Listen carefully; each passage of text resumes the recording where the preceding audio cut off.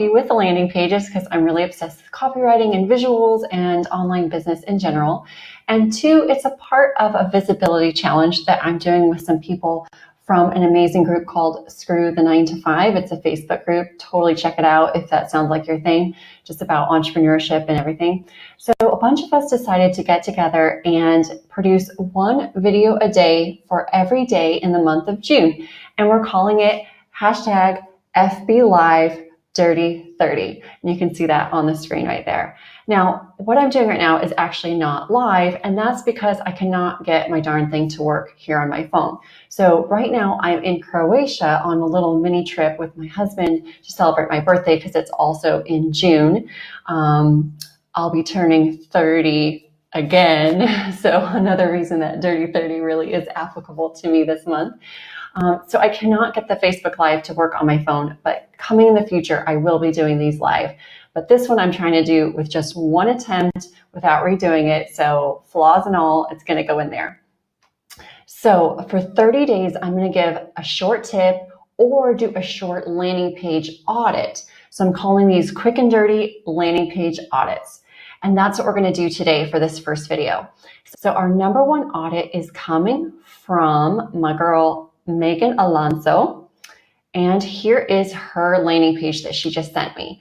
So a little bit of background on Megan. She has got a company called Emua Services, and she has a new podcast that's out called Inspired by Emua. Totally check it out if you're interested in medical devices, medical device development and design. It's really fascinating stuff.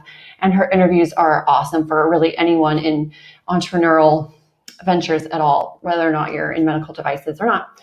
All right, so Megan sent me this just about an hour ago before I decided to do this video. And so I wanted to just give my gut reaction thoughts to things, some pros, some cons, just whatever jumps out at me as quick as I can.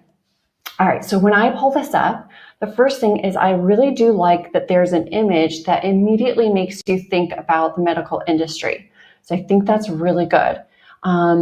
Here on the left-hand side, I'm wondering if this white transparent border could be a little bit more white just to make the words stand out a bit more from the background, because I do see some kind of blue in the background that makes it maybe a little harder to make those words pop out. And the logo as well. I feel like that Emua kind of just fades into the background a bit too much. So that's the first thing I think of. Now let me see what zoom I'm on here. I always have my thing zoomed out. Okay, so at 100% zoom in Google Chrome, I feel like the words are kind of low when I first go and look at it. I wish those were up higher. So maybe even making the logo smaller so that the words come up. Because right now, if I just come to this, if this is the correct zoom, I don't see the call to action. I have to actually scroll a little bit down to that. So I would try to move that up. Okay, so let's look at the copy. Want to know what's causing startups to fail in medical product development? Okay, product, oops, little baby spelling error, so fix that right there. In medical development, causing for, okay, I like it. I might even, first thought, is put a stat about how many failures there are for startups in medical product development. I would imagine it's rather high. So maybe start out with like a stark stat, like 85% of startups in the medical development field fail.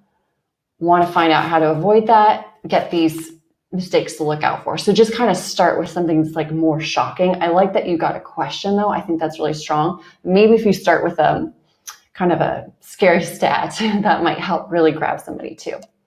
All right, let's see. Get the top 5 mistakes and learn how to avoid them. Okay, cool. Send me the mistakes.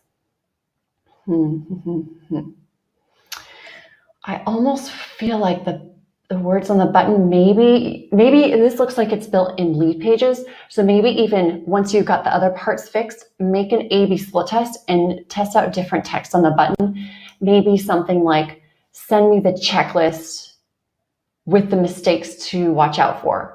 Because I feel like it maybe just doesn't make so much sense for them to understand what they're getting if you say, send me the mistakes. So like in my mind, I'm like, is this going to be a case study? Is this going to be a bunch of paragraphs? Is this going to be a video? So I don't know. I just might be a little bit more clear in exactly what they're going to get right there. We hate spam and promise to keep your email address safe. Okay, cool.